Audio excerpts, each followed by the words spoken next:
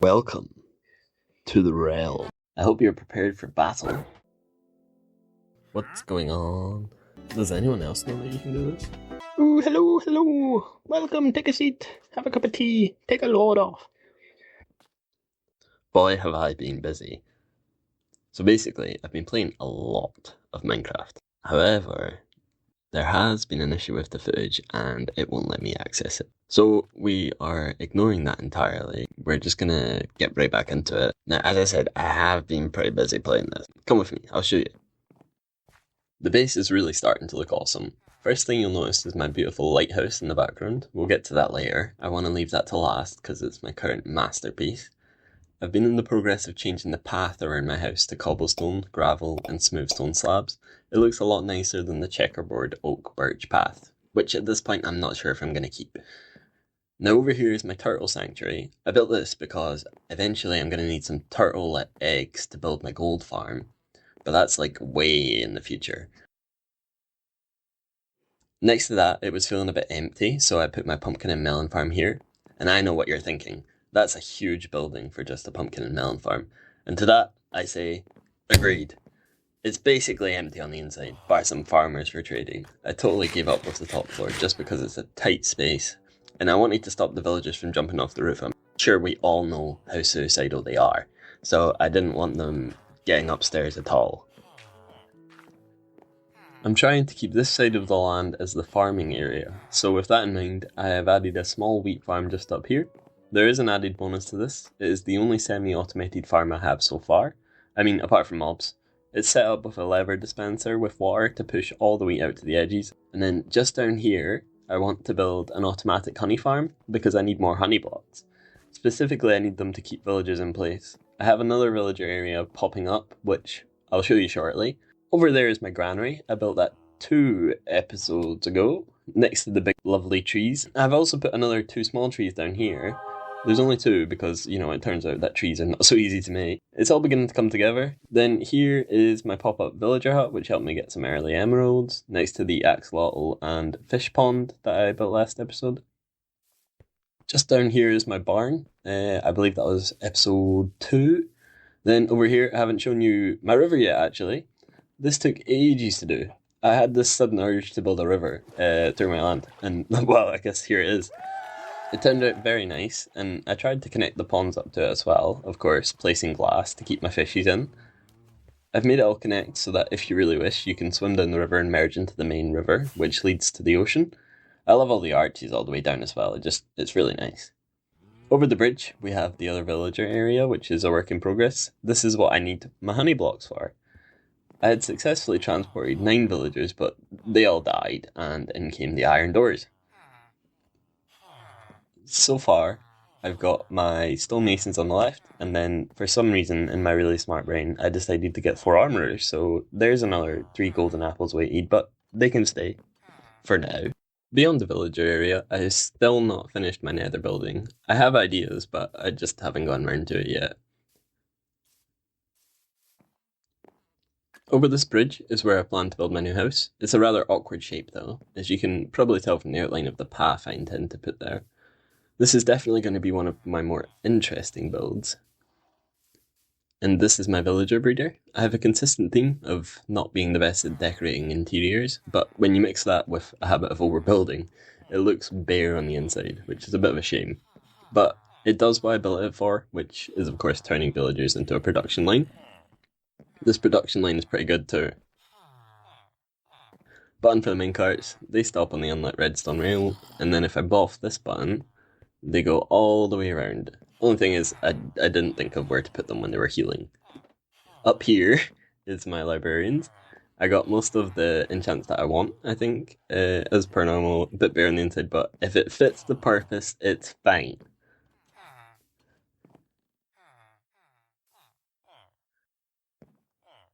I'm just going to take a quick nap, and over here is the logging camp, where I have all the trees I need, except Azalea. I built this as soon as the copper update came out, trying to utilise the copper golems as best as I could. Plus, I think this build turned out pretty well, and who knew making a chest room is good decoration in itself. Outside, I've got a well, using the shelves to make the cauldron look like a wooden bucket. I thought that was pretty smart. I've got my storage for acacia over here, because not only did I forget about azalea, but I also forgot about acacia. I've tried to spread the trees out into respective regions, as well as encircle where the saplings are supposed to be placed. I feel like this could stop the trees from overlapping, because currently we've got a problem where the leaves won't despawn because they're stuck on other trees, which is a bit of a problem at times.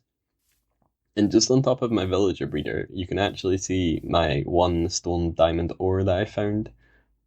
But over here is the iron golem farm. Somehow one of the sections is broken and they've all turned into witches and the zombie and the boat is gone, which I'm not really sure how that happened, but I'll need to fix that at some point.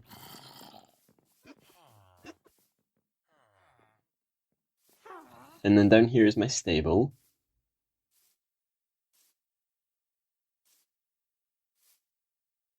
Oh, hello. You can't stay there, buddy. I hope you're prepared for battle. I see you're stuck, see? Free iron. Now on to my masterpiece, the lighthouse. I took inspiration from the Lighthouse of Alexandria for this one. I do like history, but I'm not going to pretend I know everything about it. What I believe to be correct is that the lighthouse was magnificent, it's classed as an ancient wonder, was built in Alexandria, which I believe is named after Alexander the Great, after he founded it, and it was burned down, which was almost a real problem for me too, because I chose to make a glass ball at the top and fill it with lava. This took probably around 20 hours to complete in total. I mean, if you don't count the inside, because that's not classic me, not finished. I faced the small statue on top so that it faces towards the sea. Because it's a lighthouse, I wanted it to be like a warning for any potential invaders. And then on the inside, I'm using this as a mob farm, which works pretty well, but if you AFK on the head of the statue, then that's better than AFKing down at the bottom, which makes it a little bit of a pin in the backside to get up and down, but I'm thinking maybe change it into a trident chamber, assuming that works for Java. I've been a Bedrock player for a long time, so there's so many things that don't work that I expect to work. For example, insta-mining logs with haste 2 beacons, or pistons breaking snow. It's been a real pain sort of transferring over to Java with all the skills that I learned from Bedrock. So that's where my base is currently at, and that leads me on to what we're going to do today. What I really need to do is get more storage space, and for that to work I need more place to put chests. Because although everything is currently in my house and is sorted away very nicely, I kind of feel like it's just a little bit cramped. So I want to build a new house, just to have a bit more space, more chests. And for all of my items to sort of be in the same place. Like, I know I have my logging camp for my wood, but I'd like to have all of my building blocks easily accessible without the need for me to walk through to different rooms. And I like the idea of being able to fly into the area as well now that I have my elytra. So I'm just gathering all the materials that I'm going to build my house with.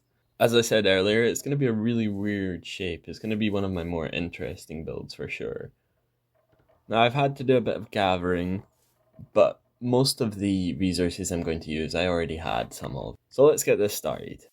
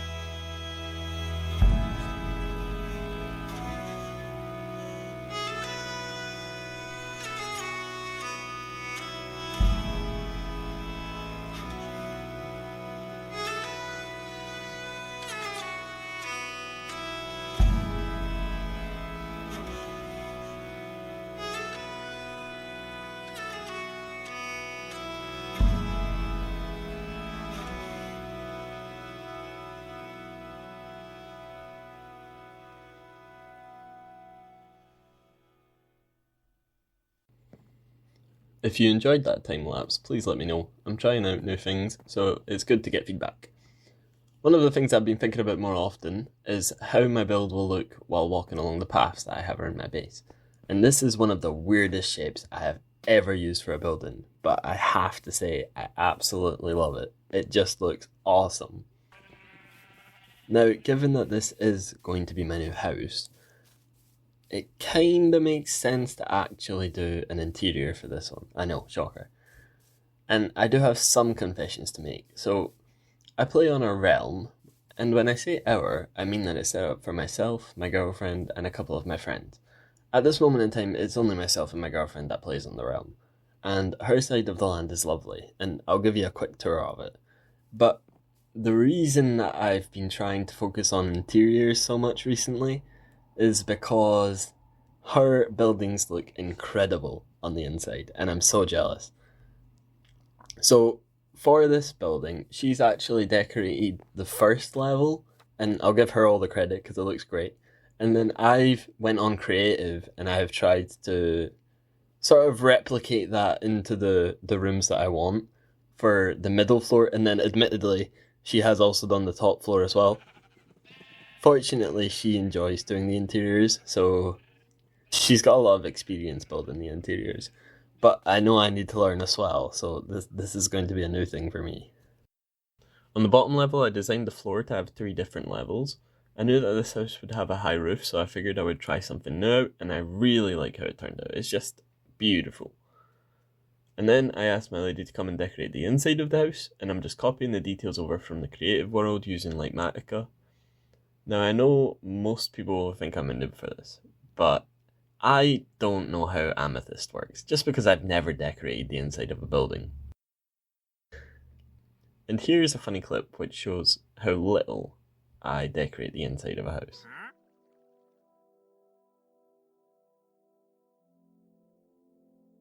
What's going on? Why you no place? So yeah, this is how I found out I had to go and find a geode and then use my silk touch to get the shards, which is fun. It's not fun.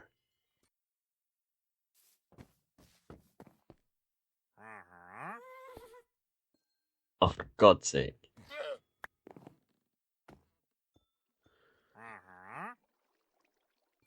There we go. And there we have it. The wonderful bottom floor has been completed, apart from the bed.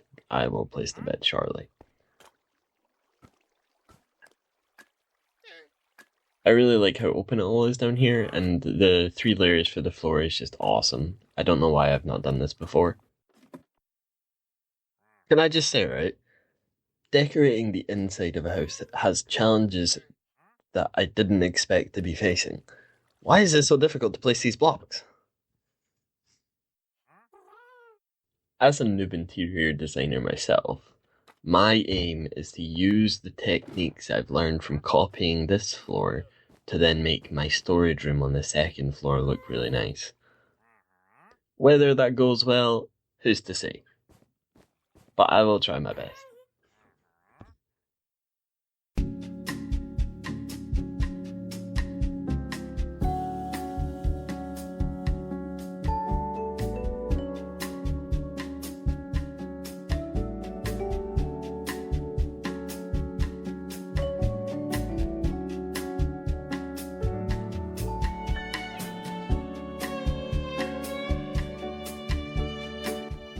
Does anyone else know that you can do this?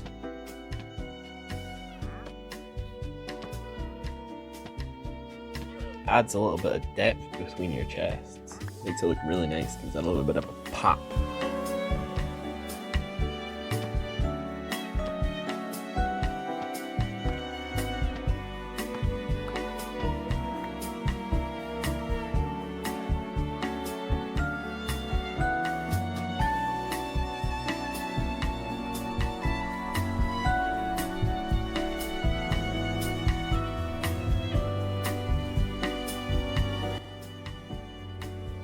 As a certified noob interior designer, I believe I have to give myself a 1 out of 10? No, a 10 out of 10, yeah!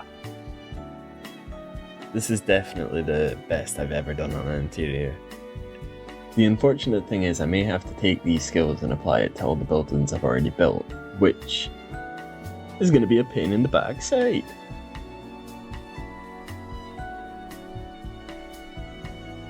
Now the last level was designed by my lady as well, and it does look pretty good. I'm just going to give you a quick flash of before and after instead of giving you a whole time lapse of the build.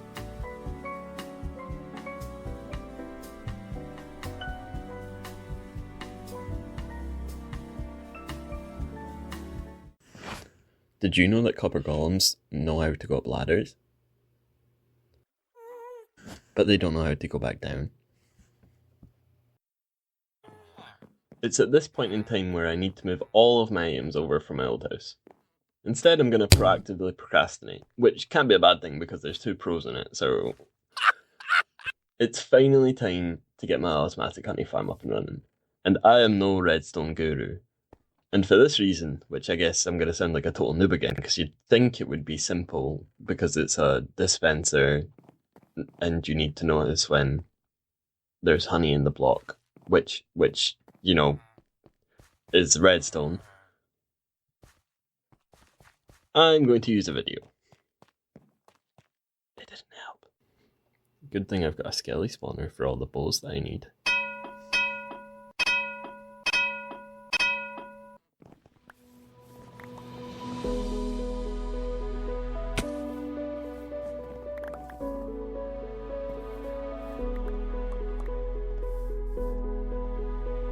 Because you'd think it would be simple.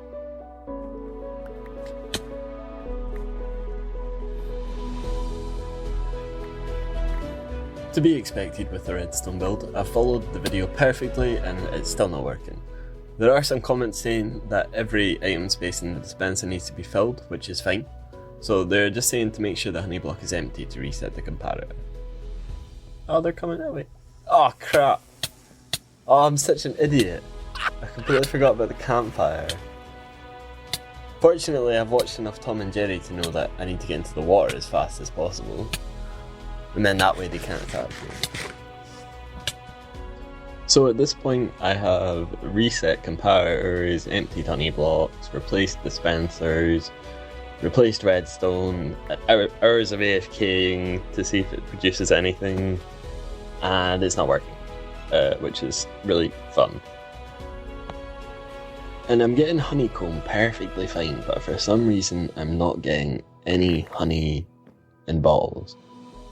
And it turns out the whole problem, which I thought was because it was to do with the bottles and the dispensers, is actually because there are 3 dirt blocks that are interrupting the redstone for the exact 3 dispensers I have hooked up for honey bottles. I think I wasted 3 hours here.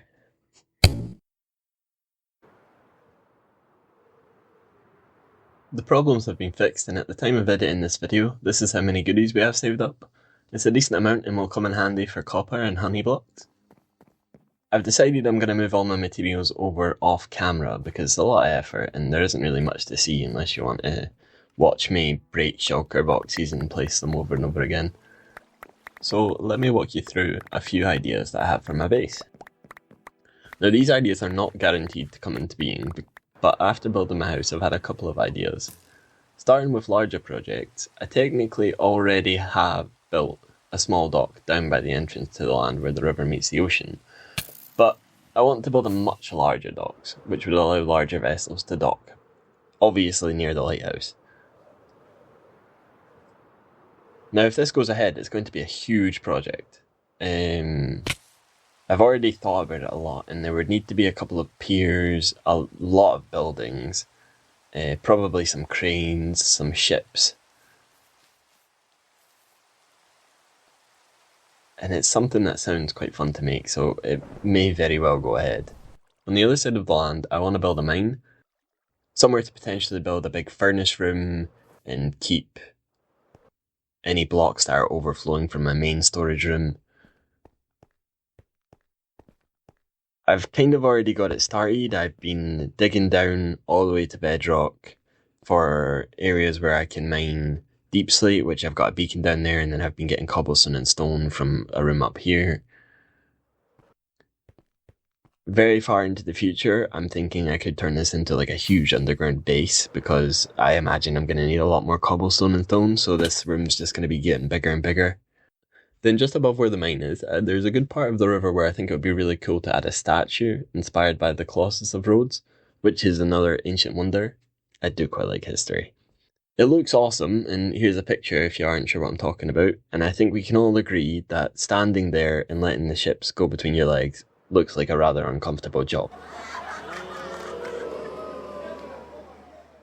Back near my old house, I want to build a bridge, connecting my own and my lady's land together. Just saves the rockets flying over and over. Somewhere around here would be nice. And then, of course, I still need to finish my nether building. There are so many ideas that I have, but there's obviously no point in adding more to the list. And when you're quite a creative person, ideas just sort of come to mind, so it's hard to limit those. But if you're still here and you enjoyed the video, do me a favour and let me know what your favourite part was, so that I know I should keep that in the future, or if there was a part that you really didn't like, same again, let me know, and then I'll review that and decide whether I liked it enough to keep it or not. Or if there were any parts of the video that you felt like could be expressed differently, or if you have any ideas or anything like that, just let me know. Until next time, see ya.